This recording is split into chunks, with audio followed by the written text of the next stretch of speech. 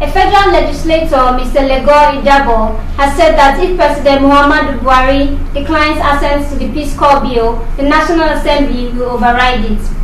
Mr. Legor, a first-term representative of the Obudu-Obanliku-Bekwa Federal Constituency, stated this while addressing pressmen during his visit to the Secretariat of the Association of Cross River Online Journalists in Calabar on Saturday. I think that if politics is not played with the matter of this Peace Corps bill, that not only can it work, but that it will work.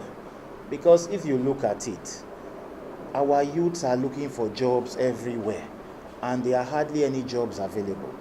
If there is anything we can do to engage our youths and take them out of the streets, we as a responsible government should be willing and ready to do so. In other climes, in the US and other climes, if you do not have a job, there is what they call food stamps. There are things that the government will do to make life easier for you.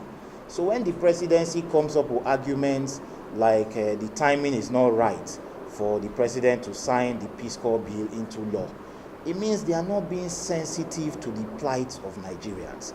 And we are representatives of the people. And we are saying, what do you mean by that explanation? And they try to make reference to other countries where the government is doing so much for their people and for the unemployed. In China, for instance, for those that have been privileged to go to China, the Chinese government has policies that will make sure that any Chinese citizen that goes to school or is ready to work will be given an opportunity to do so. They've even had friendship relations with other countries to provide some level of jobs for Chinese citizens. There are understandings that the Chinese government will go into with Nigeria, for instance, and part of that agreement will be that you must employ Chinese workers to do these jobs. You know, it shows you a country that thinks of its citizens, the well-being and welfare of its citizens. So I don't see any reason why in Nigeria that should not be the case. What should be paramount to this government is to see how we can employ as many Nigerians as possible.